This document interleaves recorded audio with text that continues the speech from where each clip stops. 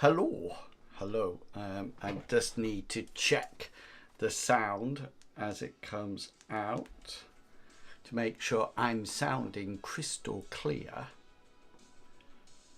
Should be doing it any second. I've still got the background music. Oh yeah, that is good. That is good. So welcome along. I'm trying a new bot out at the moment and I need to do some logs on it. So I'm not too sure whether or not I'll be able to use my commands in the chat. I don't think it's going to come up. I should have another bot joined, but it's not joining for some unknown reason. And oh, it has. Iniko is here. Yes. It worked. Well, mercy me. There we go. We need to get him an icon. I'll get him a little icon. Don't worry. He's got an icon. That's excellent. I'm super hyped that that's working now then. Excellent. That saves me doing it, and I can now line up some like, oh, what do you call it? Commands and things like that. So yeah, so really fantastic session last night. I'm going to get straight into it because I've got absolutely loads to do today. So last night we made up our characters. They were all made up, you can see there. So just so you know, these are the sort of like their tokens, and then down here are the ones that I cut and paste to the different areas on Rroll20. So we're going to be focusing a little bit on Rroll20 today. Interesting that Brasive Rendax, Captain Kangaroo's character, is actually a half-orc, but he's AI generated, which is super interesting. So we've got, excuse me, so tired. We've got lined up, Medivac is playing an elven cleric, Captain Kangaroo is playing a half-orc fighter, Tickety Tex is playing an elven magic user, and then finally Mr. Pickles is playing a gnome rogue, and that's the party all together. So what I've done, if I just move you over to this scene. So this scene now is completely generated. Okay, so all the I put all the dynamic lighting on. You can see some of the monsters are lurking roundabout, but all the characters now have their dark vision on, so you can, so if sorry, let me give you one of the elves. So one of the important things about the game is that elves do not have dark vision. Okay, half orcs, dwarves and gnomes have it, but elves have like a special, they can see things better, so perception rolls are one level easier. So if I just come into the cleric here, you can see sorry, the magic user, we can't see anything. They can't see anything of the map at all. Here's the elven cleric, can't see anything. But if we click on the gnome, you see that it's got vision, it's got dark vision there. Now I've altered the scale on the map. The scale used to be 1 square equals 5 foot, but now it's 1 square equals 10 foot. So I've decreased it a little bit. And if we exit that thing for Bell and we come on to the half orc, you can see they've roughly got the same. And you can also see now that the the edges of the tunnel are sorted. So just to let you know, so this monster here is on the game master layer, so they won't see that at all. So these are what I move. So for example, when we go on to a new map, I don't cut and paste the big ones. I cut and paste the little ones, and then they can be cut and pasted across. Okay then, so you were with us the last time when we did this map. I'm not going to put all the lines on this one, because basically I don't really need it, because there's nothing hiding there. We've done this snowy path, if you remember we did that last time, and the main part, this is level 1 of the dungeon, and that is now done as well. So you can see here I've sort of like blocked off these with some rubble. That actually needs to go down onto the map layer like so. Just make sure that that one's on it. Yeah. And then up here I've done, it's very hard to see, but I've actually shut off the railroad that stops there, and I haven't decided whether or not I want a cage going down to the next level or just ladders. I feel ladders would be more exciting. I do think that. I think what I'm going to say is that there was once a cage dropping down there, but that's gone, and there seems to be like the emergency ladders, and as you look down you notice that several of them have got missing foot rungs on it, etc, etc. So that's the first map. This is the second map. So this is the one that the goblins will be at, and I just need to make sure that we change that like that. This still needs to do some actions. Let me just, why is that? I was just wondering why it was so bright there. I'm wondering whether or not they've got slightly, let me just make sure the scale's right. Yeah, dynamic lighting's on, cool. What I might do is just kill that. We'll put them in there. I don't know why it's coming off as bright. It seems to be oh no, perhaps it's absolutely fine. Perhaps it's just how it's actually looking. So we've got this to do. We've got this to all sort out. This is where the goblins are going to be living. And notice that I've created the map so they have to go through the goblin living quarters. They can't sort of like bypass it. And then down here we've got the ground level. These are up here is where the emeralds are that they can grab the chunks, and then you can see the various fungus growing around, and this is the red one that gives the spores. That is actually one of the issues. That's what causes people to go mad, and we're going to make sure that the big beastie is down here.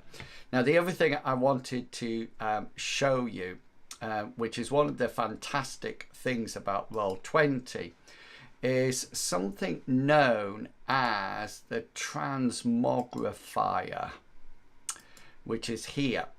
Okay, so what I have, this is classic fantasy, that's what we're on at the moment. but these are all my other games that I have. So each one of these is a separate area of Rroll20, and what the transmogrifier allows me to do is exchange tokens from one place to another place. So say, for example, I go into the Mad Mage, which is actually a game with a module on. You can see here that there's a whole load of creatures. Okay. And what I can do with this, let's say, for example, we look at this carrion crawler. I can left click and drag this over to this campaign. And when I close this now, and I'll just pop my my icon over the other side. If I go back into here now, you should be able to see that we've got a carrion crawler here. Okay, so that actually will come across. I can drag it, hopefully I can. Did it come on anywhere? There you go. I can bring it on. So this is something that is really good, because anything that I've made up in a previous adventure, I can drag across. So before we go back to World Anvil, we need to sort some things out here. And the first thing that we need to sort out is our dynamic lighting here. So I'm just going to go to the lighting page, the color, and we're going to choose red. And then what I'm going to do is start to draw around these edges. Now, it doesn't have to be absolutely perfect, because mainly it's a cave system. If it was something like a proper dungeon, then I would probably use straight lines, but these are fine. And the important thing is that this is going to give the characters, it's going to block their line of sight right way through. So you notice here I did that little indent, so I can make sure that it covers, it sort of like causes them to have a shadow there, a little gap in their view. So the character generation yesterday went really well. It is very similar to Mithras, but has quite a unique feel to it. I was talking to Mr. Pickles about it, and it's a really nice feel, and it gives people that reassurance of having a class. And I'm not saying that you know, Mithras is more than that or different to that or anything like that. If you are somebody who likes a class, you know, with all the restrictions and all the special abilities that come with that class, then classic fantasy is going to be absolutely perfect for you, because it really sort of like lets you have not only the class, but also the abilities that are associated with that class.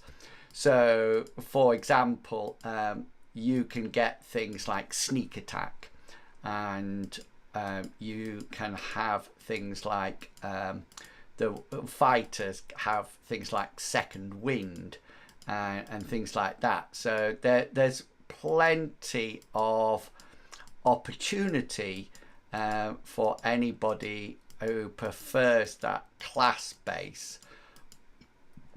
It gives them the options to actually have that security or those restrictions, depending whichever one you prefer.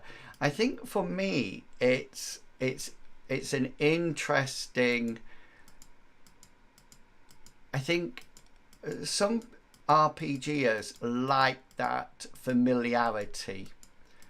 They like sort of like saying my character is a ranger, and then knowing what that ranger will do and having those special abilities, those special skills, and maybe sometimes a bit of the stereotypes that go with it, rather than having something. So I'm just going to click there. That's one side of it done. Rather than the free-flowing opportunity of having no classes, you know. And that's brilliant. I was trying to think last night, what would I prefer to have? And from if you watch or engage with any of my RPG content at all, you will be familiar that I'm a magic user at heart. That's what I love to play, and I love magic. I love playing with magic or working with magic, etc., etc. And one of the aspects of Mithras that I loved was this idea that the armor wasn't sort of like restricted for sorcerers. Now, a lot of orders might actually say you're not allowed to wear armor in the order, and that would be absolutely fine. But I've always struggled with, okay, then why can't magic users wear armor? And I always and then it's sort of like, people often say, you know, they need free movement to cast spells, etc. But then I got really confused in AD&D and also D&D 5th edition when you had multi-class characters. So all of a sudden they could wear, if you were a multi-class fighter magic user, you could wear armor. And so there was a bit of a,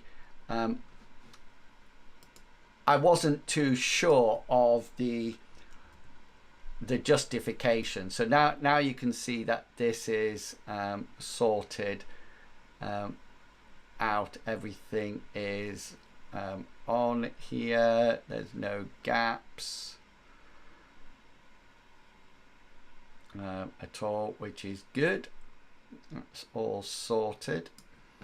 So this is nice. So this is where the goblins. So I click up. ClickUp's just installing an update.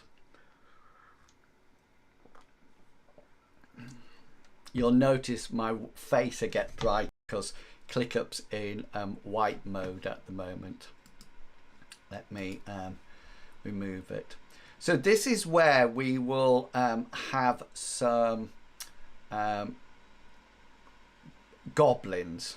And what I've pulled across is that we have these goblins here. Let me just move it across. Here they are. Okay, so they're sort of like this big. And what I need to make sure I do now is see to make sure that the goblins, the actual monster stats are roughly the same as in the in the book.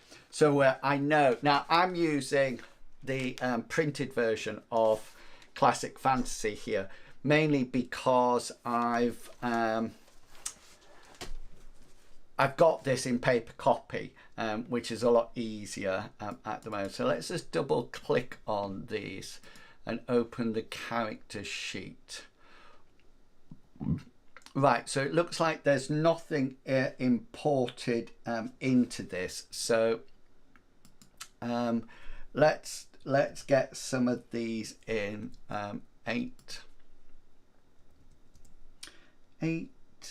I'm just putting the average abilities in here now. So one thing I'm going to try to start off with is that Mithras has a wonderful generator.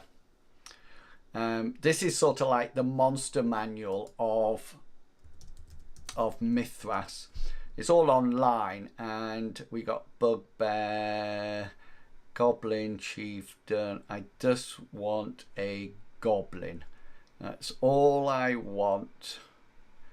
Oh, here, look, Goblin, Classic Fantasy. So here we can click on this, and then what I need is that number from the top, 1693. So I copy that, I open another one and go to this saved and paste that in here, paste, hit return, and then what I do is copy,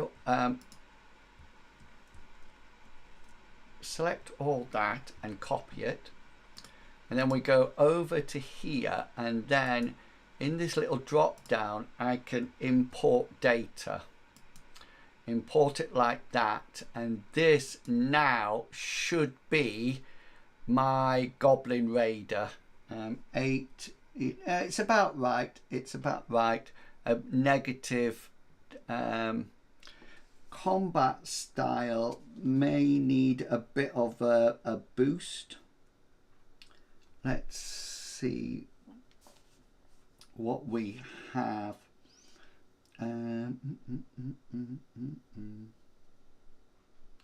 52. So this needs a little bit of a boost. That could go up to 52. Let's see what weapons. They've got spears, so that's good. I quite like the idea of little short spears, although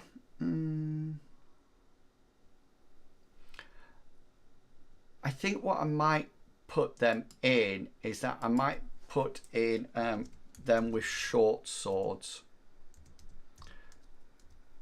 I'm just thinking of being down a mine. Short swords are probably more suitable, and that'd be 1d6. So it's 1d6 there, but it will automatically adjust things with the damage modifier, which is minus 1d2. Size is small. Reach we don't actually play, but size is small, and then reach does come into the game, but only if there's a big difference between the two. Let me just check. Oh, it's Longshanks. Haven't seen Longshanks for absolutely ages. Oh, I see. And Chuggerwugger's here as well. Fancy that. So we've got, we could do things like impale, etc. It's got 1 AP there, and then 2 here and here. Okay, that's good. And they've got short spears as well if I need them, which is good. They're wearing a bit of armor on their arms, chests and heads, legs and arms. Oh, look, this is a bit weird. Oh, hang on a minute. Yeah, let's just alter this. They seem to have, let's just change things a bit here, because they seem to have it on one arm but not the other. That seems a little bit better. And then we've got that, and we've upped that a bit. Right, let's have a look at its defensive ability. See what is yeah, so we need, this needs to be up a little bit. This is 36. Endurance is a little bit higher. Evade, what have we got here? 58.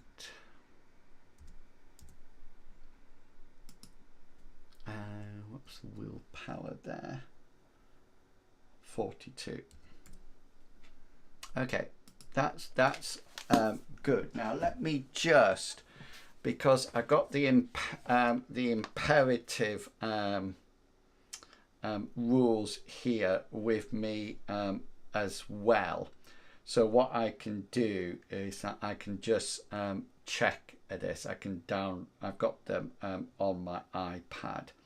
Ooh, well, I did have them on my iPad, but now they seem to have gone. But I will, oh, there it is. Right, here we go. Let's go right the way down to the bottom. Now, the other thing that I have to remember with this game is that it has magical items. And of course, Mithras doesn't have magical items at all. It has well-made items, etc. So I'm going to have to put some magical items in, I think. Right, where's my goblin? Combat skill 52. Yeah, that's about right. These are rank 1 and 2. So we've got 4 rank 1. So, you know, 2 of them should be able to take down a rank 2 monster, so to speak. Yeah, that looks about right. 36, evade, 58. Yeah, so we got that, and then 42 with the willpower. That's good. That all fits on nicely. And the other thing that I just want to add here as well, their unarmed is a little bit higher as well. 42. Cool. That is brilliant. Okay, let's just check. 4s, yeah. These are a little bit high. Let me just adjust it to that. Wow, that's gone up a bit. 8. That's because this should be 11. I don't know why that's moving that to 10. Size 8, dexterity 14.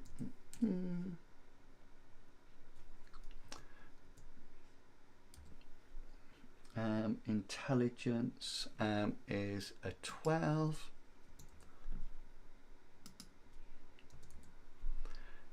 6 and 7 for their, yeah, that seems about right, so that's not a problem. Okay, then that looks good. I'm happy about that. The only thing, it's got 3 action points. I'm not too sure whether or not. I think 3 action points is going to be good if they pair up 2 by 2. So we'll see how that actually works out. So now I've got them, I can start to sort of like position them round where I want. Now I'm just going to take that off. If I can, let me just delete that, and that'll move that off. So let me start putting these around so we have some kind of organization. Okay, I have to give the party fair due here. They'll be coming down from here. That's where they'll be coming. And so let me sort of like, let me just go onto my GM layer, and then what I can do is add some ideas, some layers that I will be able to see, but they will not be able to see. So I'm going to put here, I was going to put refuge, but I think I'll say rubbish site.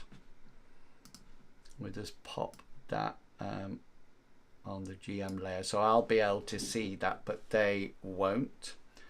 Right, what's down here? So this this down here is going to be a habitat area down there. So that's nice. That gives it. Let me just. Oops.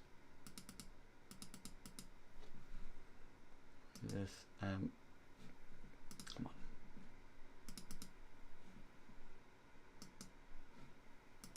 I might just have to pull it out.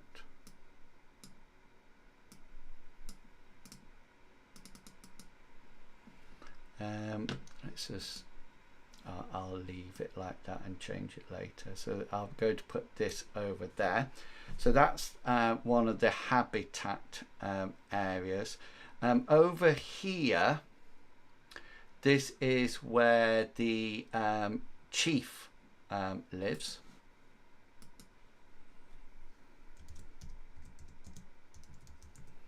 There's a boss area there. And then these are cooking pits.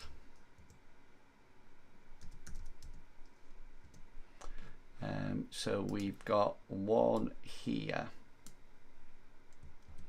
And then we've got another one down here. So like I said, the actual players won't see this at all.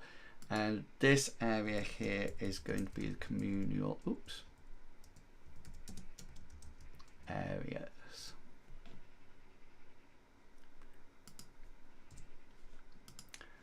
So that's going to go in there. Brilliant. So that should give what's going to be up here?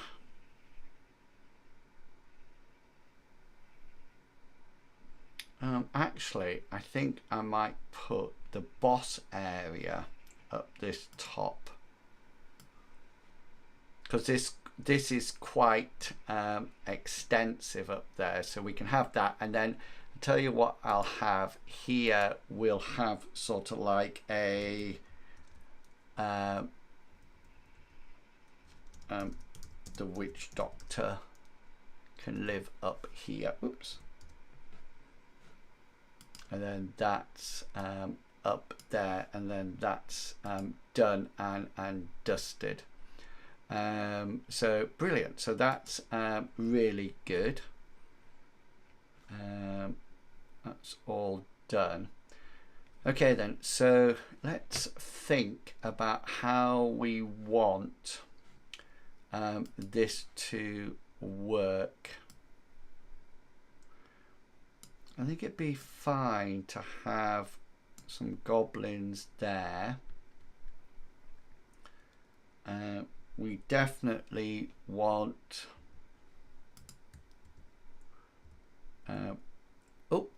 oh, my lights just died on me. You'll have to make do with subdued lighting. We'll have 2 there, and the nice thing about this is that I don't need to stick to this number.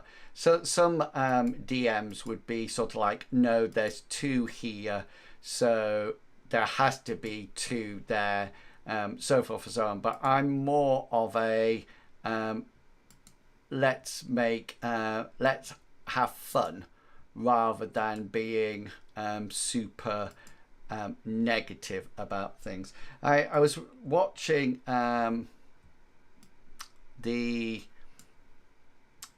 reel, and somebody was asking the guy who does Critical Role, and he said, what is the only rule that you will always implement? And it was a really good answer, because he said the only rule that I would always implement all the time is the rule that ensures that players are having fun. And I thought that is really a fantastic viewpoint. That I like that. Now I have got here, we have got a goblin boss that I've pulled across, and it's not the idea to make something more or less. It's not necessarily to make something that's bigger or better, but I just wanted to have something that was slightly different, so that they sort of like, it looks a little bit bigger maybe, or something like that. And then I also have a bit of a hobgoblin here that I thought I might implement as possibly as some kind of something that has a bit of spells, just to put the players on edge a bit. So, you know, all of a sudden spells will start to fly. I haven't decided which spells I'm actually going to use at the moment, but definitely. So let me just make sure, select all that and copy that, make sure I've got that on, and then I can open these and import this data. That's good. Actually, I tell you what I might do. Let's just see if there's something else that's not the classic fantasy one.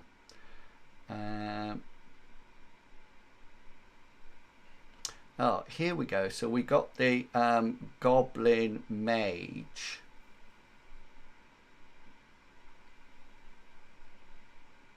Got the goblin, right, we got the chieftain as well, so let's have a look at this. So let's take these numbers across from here and pop this up here, and copy that across. I think this was the chieftain that we had, and paste that in there and see what's happening there. Oh, right. Oh, thank you, Rodney, that's brilliant. Oh yeah, so it's a half rather than 1 to 2, so they should, so that's good then. So it might be quite, 2 should be no problem for them. I'm always a bit dubious when first come across. Did you get my email, Rodney? I just wanted to know, because I've got limited time by next Saturday, and I just wanted to know, does the combat run the same as Mithras, or are there any nuances that I needed to be aware of for the battle? If that makes sense.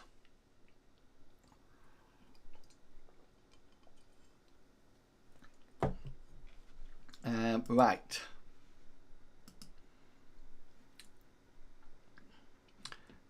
So that's the chief done, all done.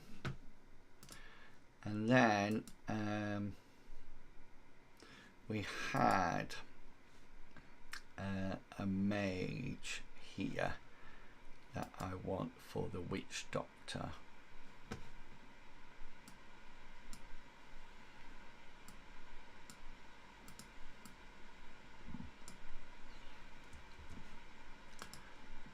It was quite good with the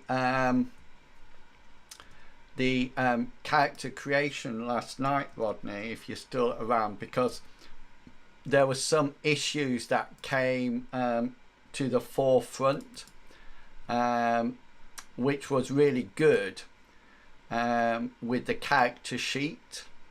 So Digital Pagan from the Discord was brilliant.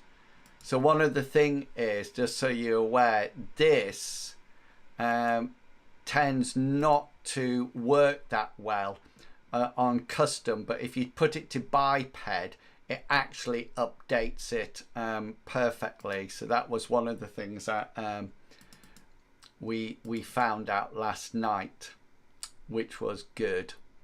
Okay, let's just open this guy's character sheet up and make sure that is down to biped as well, and you can see it suddenly changes up there.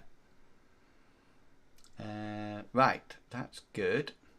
Right, I just wanted to see what this guy's skill levels are like.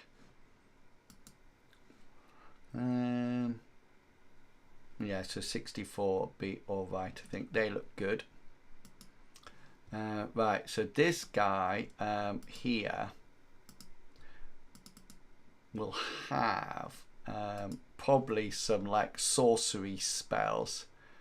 So these are folk magic, but I think they'll come across into cantrips quite nicely as they go across. Runs pretty much the same. I had a quick look.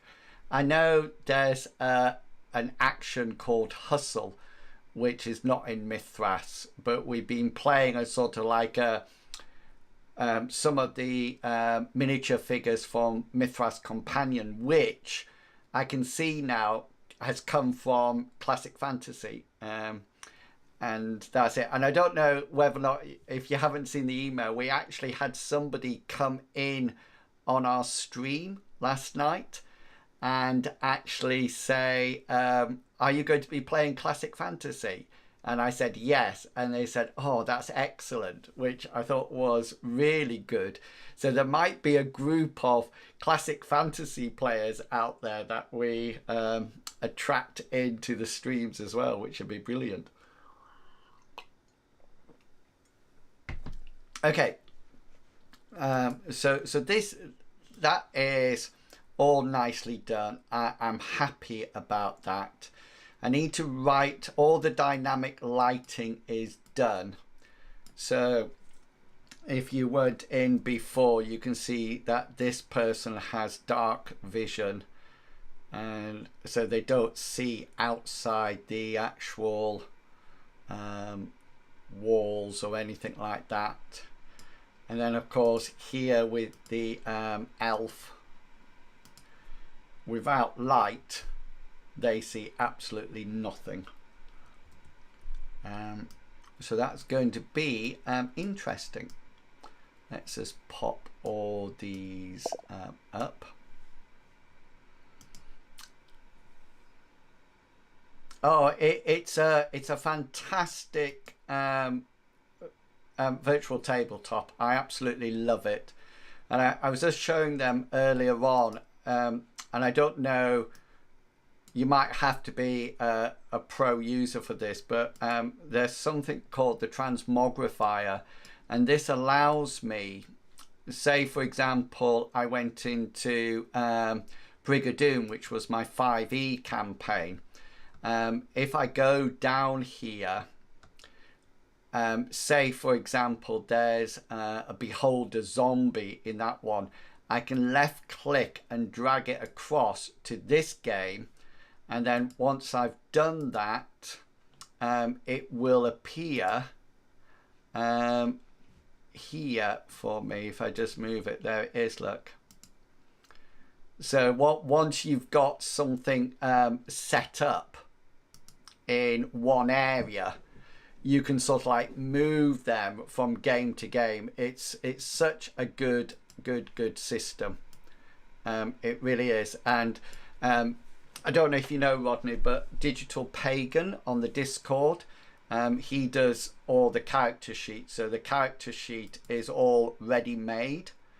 So we just, you can see this is Mr. Pickle's Rogue. So everything is already on there. You just add things, etc., etc. So it's all generated and ready to go, which is absolutely fantastic. I think he does the same for Foundry as well, which is one of the other virtual tabletops. Yeah, there's going to be loads. I think it's a wonderful stepping stone from D&D into Mythras, i.e. classic fantasy, and then, you know, I think a lot of people will stay with that classic fantasy and run it because it runs so well. Okay, so we've got, then this is the bottom layer of the dungeon. You can see I've put on, so these are where the platinum bits or nuggets of silver are going to be. This is the red fungus that causes all the problems, and you can see I've added fungus around here, then everywhere. Just so you know, I bought this map, and a lot of modules when you play them actually have all the maps, have all the dynamic lighting already on them, and that's absolutely, it works really well. But on these unfortunately I need to add it, which is what I'm going to be doing now. So here we go with these.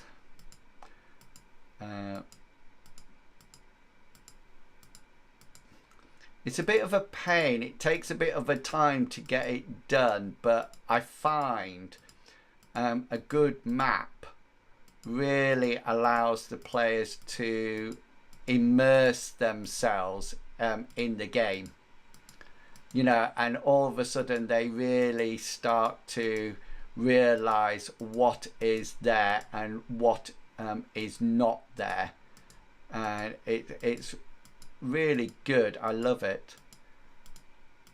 And so these are just the borders of the light, so the light will not go, they won't be able to see outside of this line. They won't see that at all. And just the other interesting thing is that they can't actually move through these lines either, so they can't sort of like go off the map at all. Yeah, they I have a favorite Gabriel Picard. I really like their art style, and I have a lot of their maps because they're just so absolutely fantastic.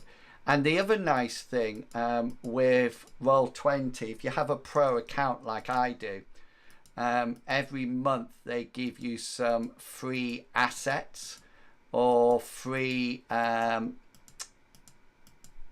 sort of like tokens or something like that, or even sometimes you get like a free mini module to do,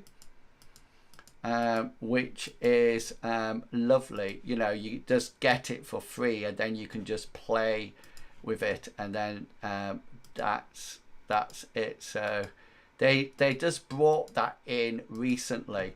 I've approached Rroll20 to ask about their partnership program and whether or not it's something that they can sponsor me with. I've been in touch with somebody called Danny, and I've sent emails and not heard anything back yet. I send them another message to see. I mean, if the answer is no, then that's fine. I'm not really concerned about the answer, what the answer is. It's just more getting an answer from them. And I wouldn't go to Foundry. So Medivac, he has 2 games that he plays during the week, and they use Foundry, but their GM, Jed, he has his own server, so the game is actually hosted on his server. I did look at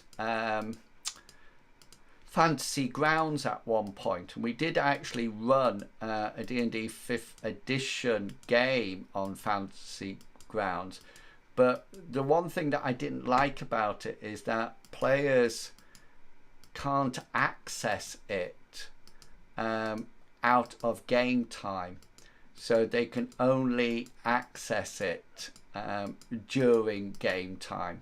So, and I don't like that. So it's a bit like last night. Once we've finished the creation of characters, I know that some of the players stayed in Rroll20 even though I had left, to, you know, put the finishing touches onto their characters, making sure that their characters were all right and everything worked.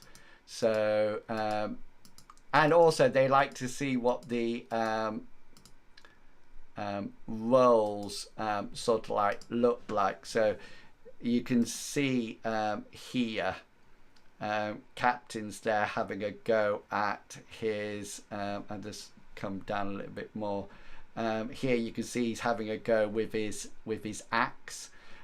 This is the players actually rolling their gold, etc., and things like that. So I mean, it was a really fun session, and we love Rroll20 for it. It's really excellent.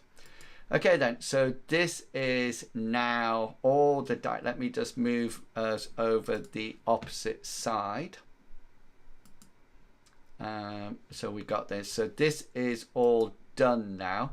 So if I just move, if I come to here and just grab my grab the tokens and then come back onto here, we can just pop them down here,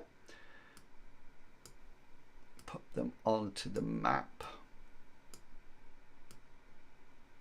like so, and then we'll just make sure that the dynamic lighting, so the elves can't see anything, and the dwarves have got grayed out, the gnomes got grayed out dark vision,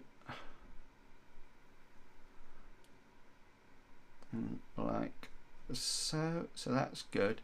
Now the other thing that I'm going to do on this level, and I'm going to do it more a bit like a spookiness, but what I'm going to do, so this is what I can do is click here and add a light. So let me see if I can, where will it let me place this light? So I can place a light here. Now what that allows me to do, if I can open the light, let's,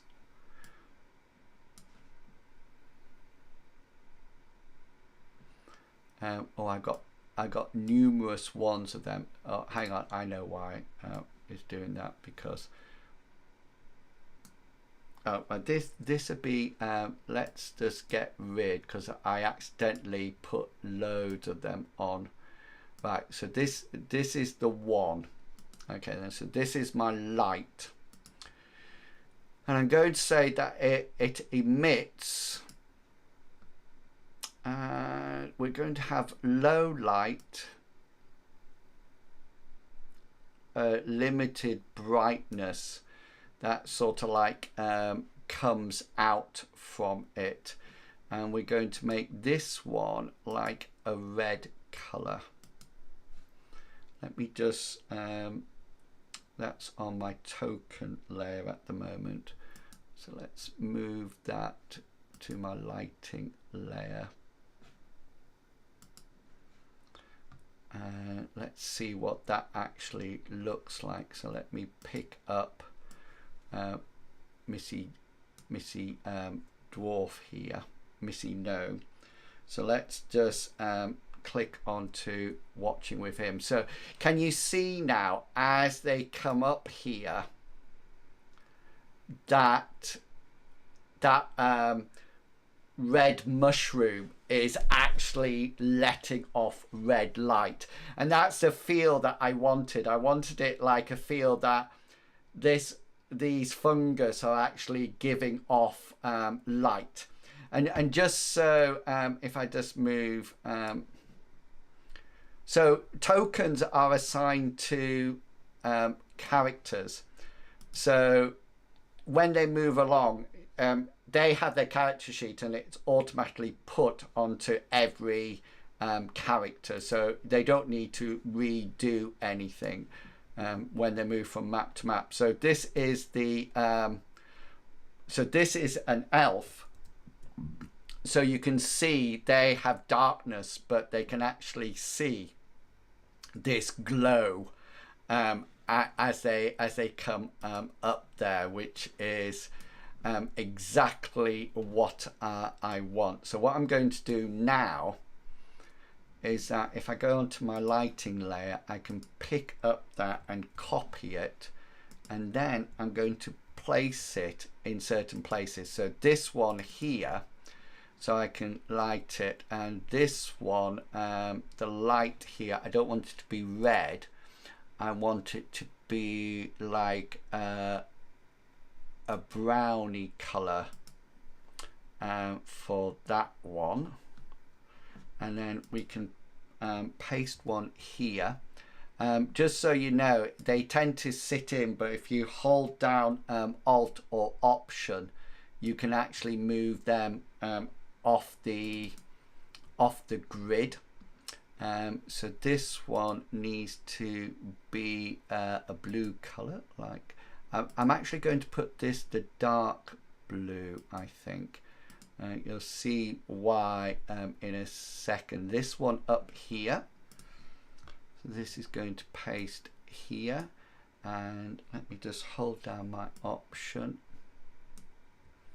and this one, let's just open it up. This one's going to be an airy green, but probably that off color green.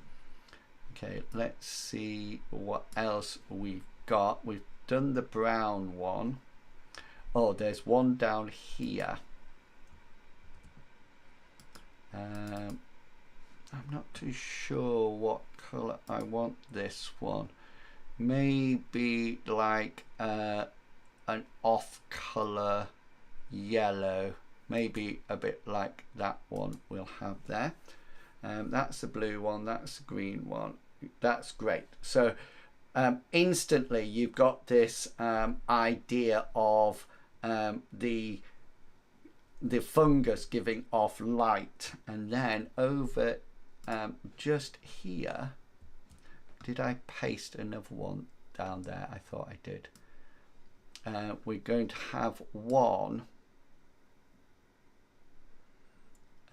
up here,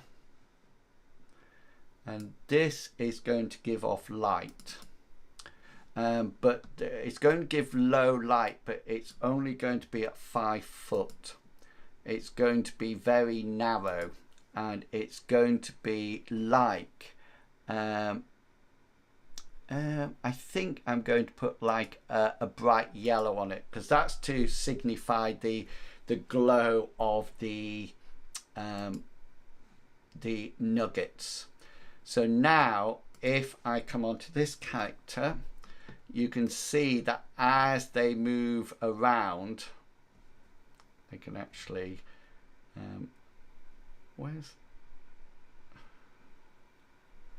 they can see the different glows. Let's see what they see down here. Let's just make sure that this one's working as well. Yeah, so you can see there's a nice set of glowing fungus round here. Oh, that's the other one. Look, I just found the other one. There's another one down here. So let me just go onto my lighting, copy that, come over here, paste. Probably just hold my Alt key a bit. Let's open it up.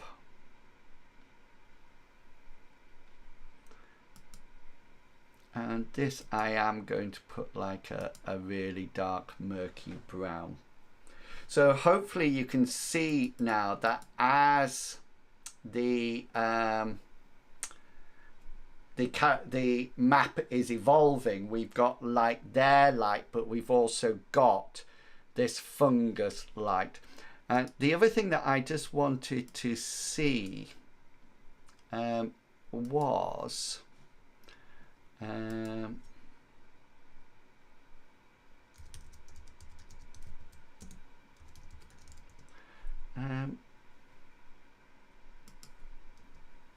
okay, there's nothing of that. What about water? See if there's any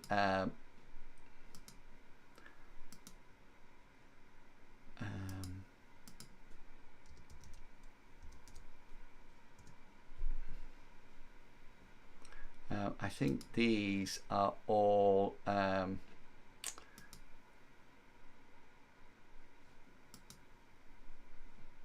let's see if we've got anything that has water in it.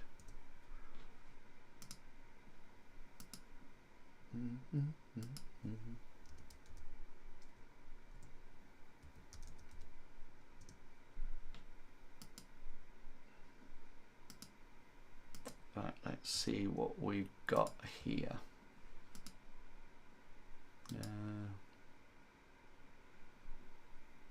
Sometimes you get sound effects that's actually has things like underground water and things like so. These are more sound effects.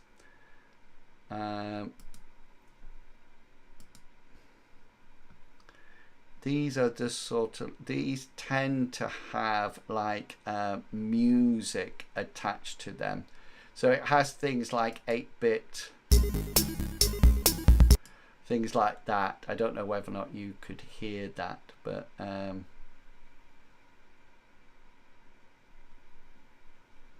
thought we might be able to find something that has some like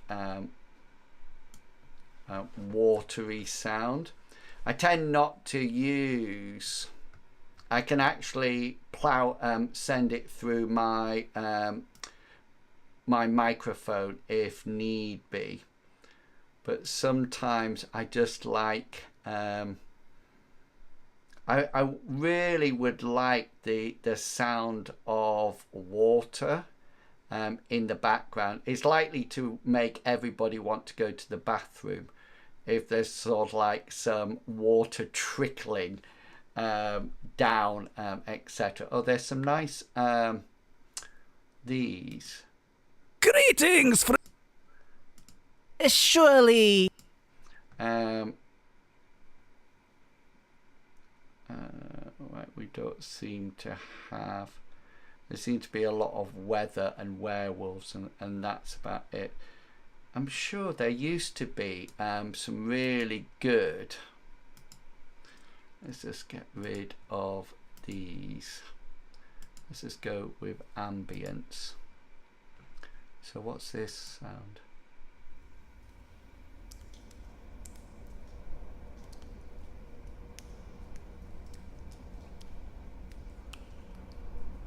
Quite like that one. That's quite nice. There was a sort of like the drip of water as well. Oh, look.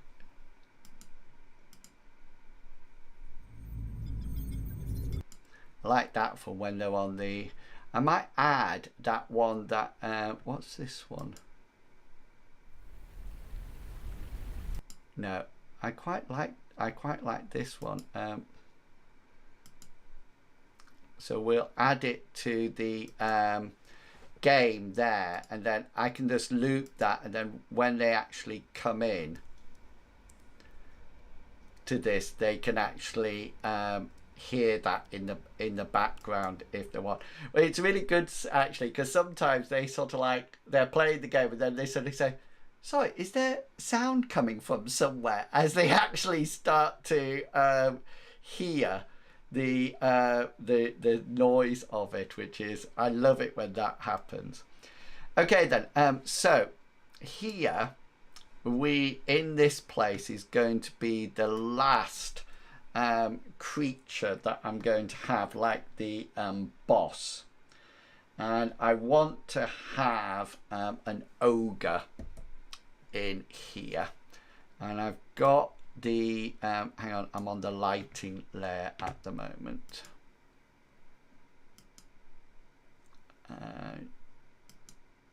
Tokens, here we go, and we're going to put this guy here. So this is the big nasty ogre, and we're just going to delete this top bar, because this top bar is what people use for when they're doing D&D. So let's see whether or not in this we have an ogre. Oh, I spelt it with a 0. Ogre. Now sometimes here it actually says ogre, and then in brackets it says classic fantasy.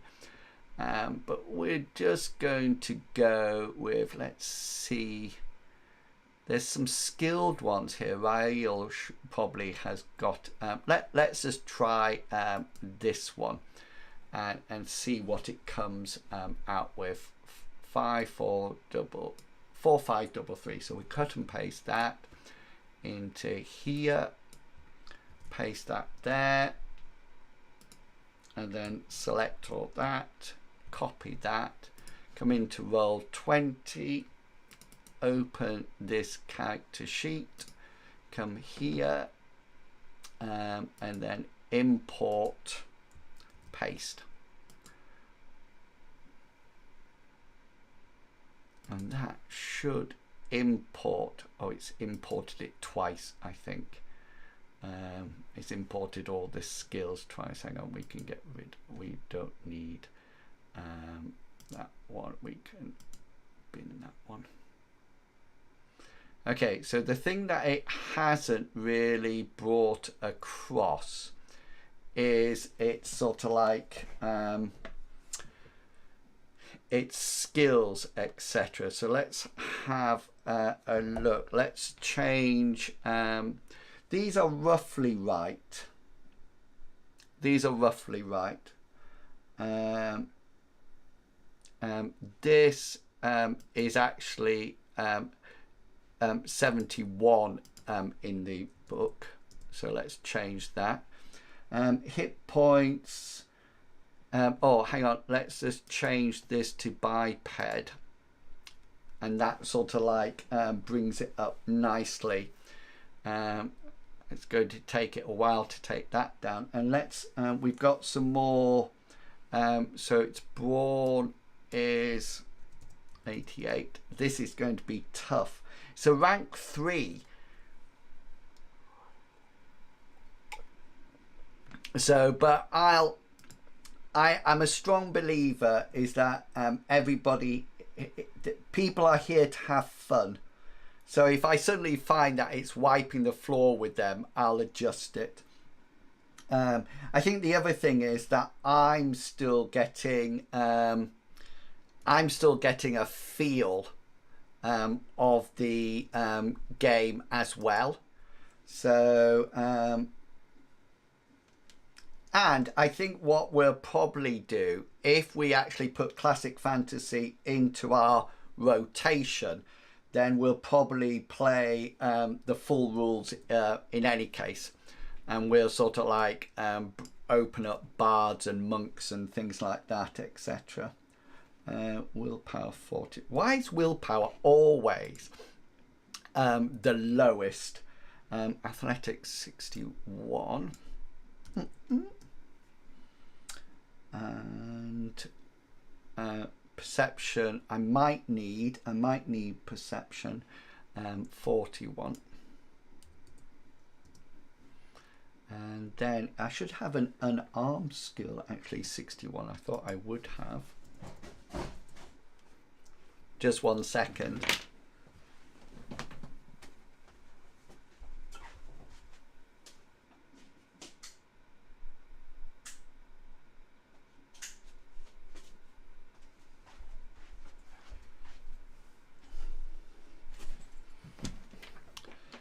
Sorry, something just fell down in the flat, but I thought I'd better go and investigate, just in case it wasn't and somebody was trying to hack their way in or something. Okay, that's good. That's really nice. And the only thing that I'm going to change it is that I'm not going to have it saying Ogre 1. It's just going to say ogre, and it won't actually appear on here. And this ogre has almost like gone slowly mad over the years with the fungus that has been growing underneath. So just at level 1, this is what I want to add here. So I just want to quickly add some notes. I've got to write this up still, but I need it. So just goblins pass food down to feed the raging boss. Ogre has gone mad because of the fungal spores. Tends to stay down the lowest level, but will try and climb out when hungry.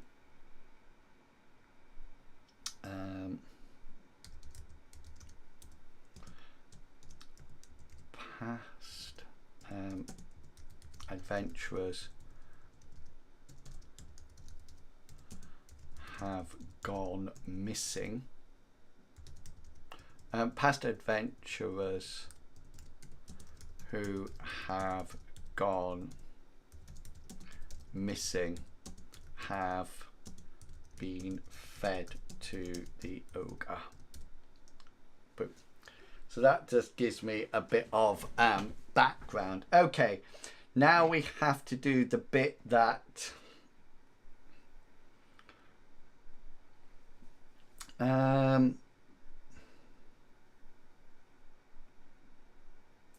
so let's put some magical items in. Let's just I'm not going to give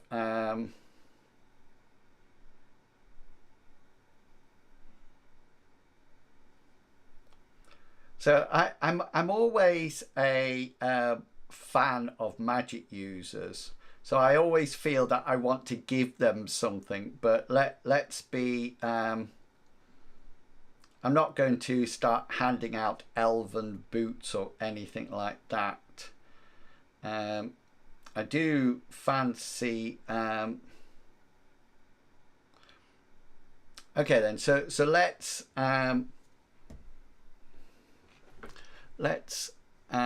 add some. I think I want to put these in, I want to put them in the lowest level. I don't want them picking it up until they get down there. So we'll just make some notes about what we could have. So +1 weapon, we'll put that in. +1 ring of protection. I like to put enough in for everyone.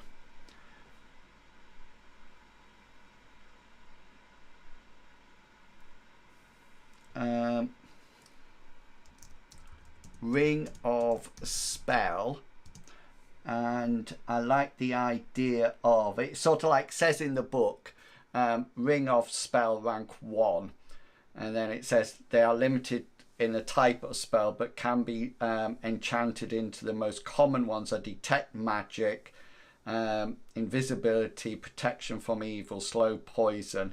I think I'm going to go with that one with detect magic. That would be a nice one for them. I think we'll have a +1 shield, and that's 3.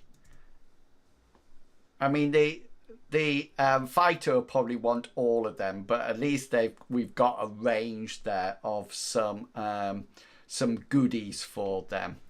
And there's not going to be a lot of coinage down, but I think these are going to be like scattered on some of the bodies that are down there, and that's where they're going to be, and that's where they're going to be sort of like resting there. So that's good. That's given me a bit of that. So this is good now. So we're almost like ready to go. So we've got all the maps set up. All the maps are set up. All the monsters are set up. All the dynamic lighting is done, and the dark vision, etc. And then on the actual writing up, I just need to, I think this is the one that I need to sort of like start on, the level 1 of the mine, and just sort of like write notes now. So I'm not going to label rooms or anything like that, saying room 1 there's so and so, so and so, or say if the party goes down, just write brief notes so I can get the feeling across. I think I'm going to have some in the goblins, maybe 2 goblins patrolling or something like that. Oh, that's the other thing that I need to figure out. Cage down to the different levels has long since been broken. There are ropes and a rather flimsy ladder that has been spiked into the wall. So this, so I presume we'll have brawn checks to lower down the ropes.